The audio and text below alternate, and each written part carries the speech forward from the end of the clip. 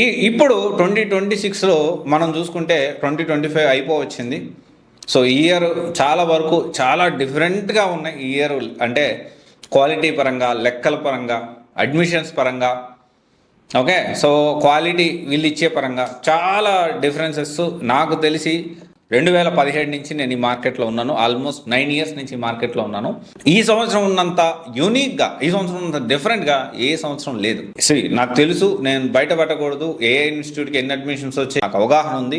But నేను అది అవసరం లేదు. సో ఎందుకంటే కొంత ఇన్ఫ్లుయెన్స్ అయిపోయి, మ్యాన్పులేట్ అయిపోయి, తెలియక మోటివేషన్ వీడియోస్ చూసేసి మొన్న జరిగిన వారిని వాడుకొని ఏదైనా ఇన్స్టిట్యూట్ ఆ ఇన్స్టిట్యూట్ మీద తిట్టి, ఈ ఇన్స్టిట్యూట్ మీద తిట్టి మ్యాన్పులేట్ చేసి గ్రూప్ 1 ర్యాంక్స్ రాకముందే, అసలు రిజల్ట్స్ రాకముందే ర్యాంక్స్ వచ్చేసాయి అని చెప్పి ఫేక్ ప్రమోషన్స్ చేసుకుని కొంతమంది అడ్మిషన్స్ తెచ్చుకున్నారు. సో అందుకని అడ్మిషన్స్ గురించి నేను మాట్లాడట్లేదు. నేను మాట్లాడేది ఏంటి అంటే కొన్ని పాయింట్స్ ఉన్నాయి మనకి.